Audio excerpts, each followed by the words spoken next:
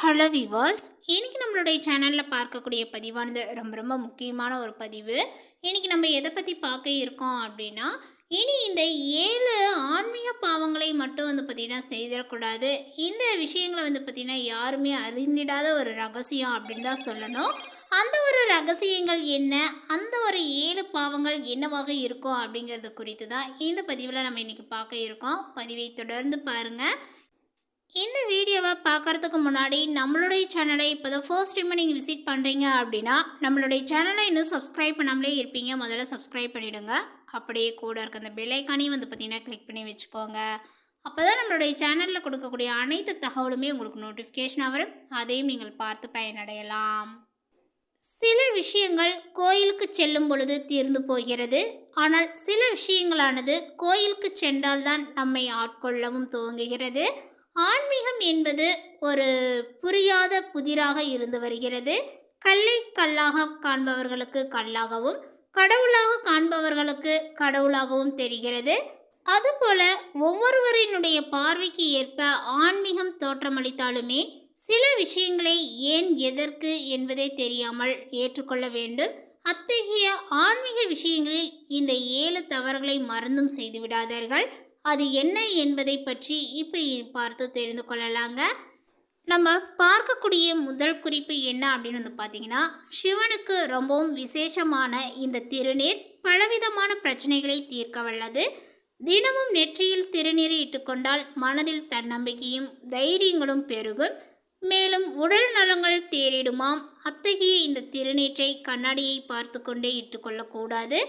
அனைத்தையும் துறந்த சாம்பல் என்பதனால அதை அழகாக வைத்து கொள்ளக்கூடாது என்று இந்த மாதிரி சொல்லியிருக்கப்படுதுங்க. அடுத்ததாக பார்த்திங்கன்னா, விநாயகர் கோயிலுக்கு செல்லும் பொழுது, அதாவது விநாயகர் கோயிலுக்கு செல்பவர்கள் விநாயகருடைய சன்னதியை ஒரு முறை வலம் வந்தால் போதும்.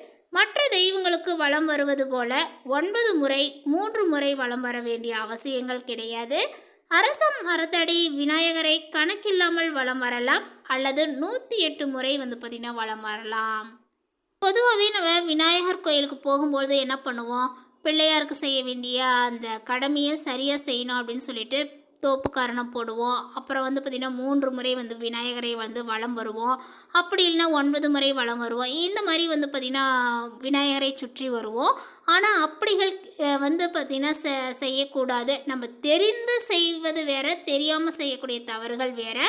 விநாயகர் கோயிலுக்கு செல்லக்கூடிய பக்தர்கள் அனைவருமே பார்த்திங்கன்னா எப்பொழுதும் பார்த்திங்கன்னா ஒரு முறை வலம் வந்தாலே போதுமானது.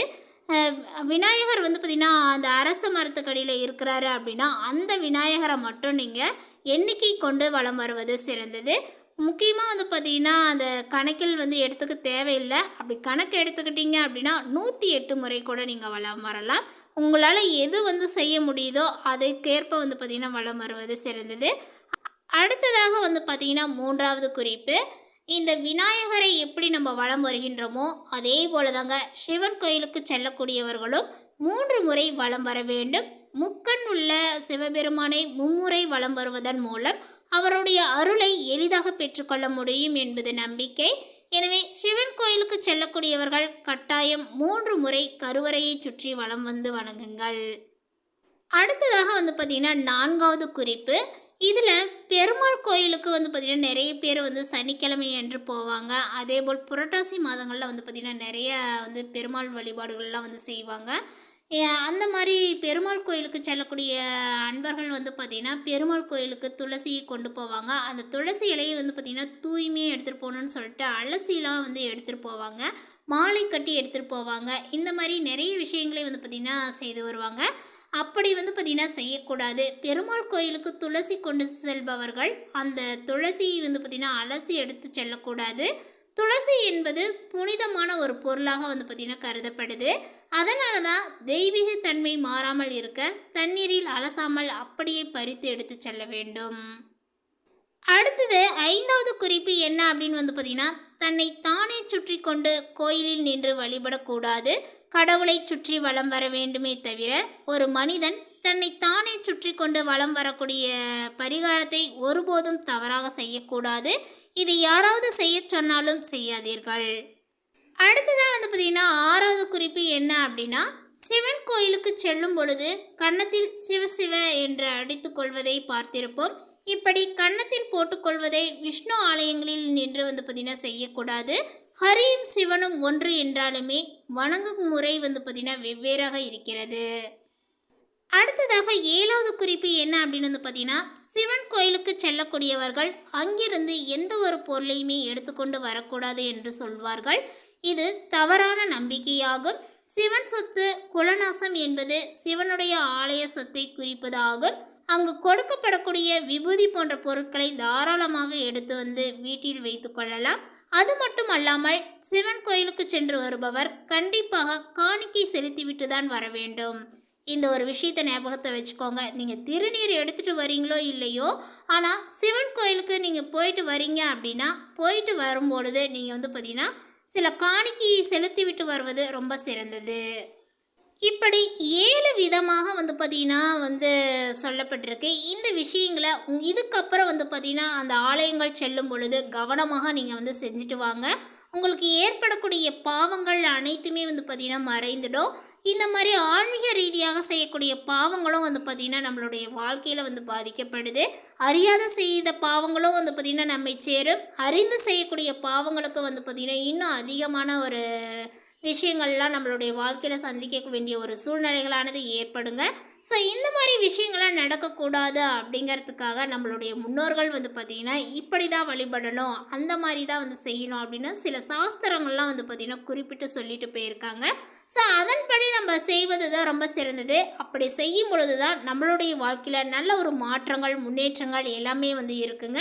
அதேபோல் நமக்கு ஏற்படக்கூடிய அந்த தோஷங்கள் பிரச்சனைகள் கடன் பிரச்சனை இந்த மாதிரி உடல் ரீதியாக ஆரோக்கிய ரீதியாக நம்மளுடைய உடம்புல ஏற்படக்கூடிய பிரச்சனைகள் எல்லாமே பார்த்திங்கன்னா நிவர்த்தியாகும்.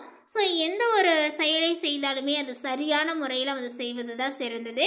ஸோ எப்படிலாம் நம்ம ஒரு தெய்வத்தை வழிபடணும் அப்படிங்கிறத குறித்து இது வரைக்கும் நம்ம பார்த்துட்டு வந்துட்டு இருந்தோம். முக்கியமாக இதில் பார்த்திங்கன்னா சிவன் கோயிலுக்குன்னு தனிப்பட்ட முறைகள் இருக்குது. அதேபோல் விநாயக பெருமானை இப்படி தான் வழிபடணும் அப்படிங்கிற முறை இருக்குது. அதுக்கப்புறம் பார்த்திங்கன்னா சனிக்கிழமை என்று சிவன் கோயிலுக்கு செல்லும் பொழுது நம்ம என்ன பொருளை எடுத்துகிட்டு போனோம், அந்த பொருளை எப்படி எடுத்துகிட்டு போகணும் அப்படிங்கிறது குறித்து எல்லாமே நம்ம தெளிவாக இந்த வீடியோவில் நம்ம பார்த்துட்டு வந்துட்டு இருந்தோம். ஸோ இந்த வீடியோவை பார்த்ததுக்கப்புறம் நீங்கள் செய்யக்கூடிய தவறுகள் இதுதான் அப்படின்னா அந்த தவறுகளை மீண்டும் செய்யாமல் பார்த்திங்கன்னா பார்த்துக்கோங்க. உங்களுடைய வாழ்க்கையில் நல்ல ஒரு முன்னேற்றத்தை நீங்கள் பார்த்திங்கன்னா கண்கூடாக பார்த்திங்கன்னா பார்க்கலாம். அதேபோல் உங்களுக்கு இருக்கக்கூடிய பிரச்சனைகளும் பார்த்திங்கன்னா தீர ஆரம்பிக்கும். உங்களுடைய வீட்டினுடைய பூஜை அறையில் பார்த்திங்கன்னா செய்யும் பொழுதும் இதே மாதிரியே நீங்கள் செய்வது ரொம்ப சிறந்ததுங்க. இந்த தகவல் உங்களுக்கு பிடித்திருந்தால் லைக் பண்ணுங்கள், ஷேர் பண்ணுங்கள். இது போன்ற பல சுவாரஸ்யமான புதிய தகவலுடன் அடுத்த ஒரு வீடியோவில் சந்திக்கலாம். தேங்க்யூ.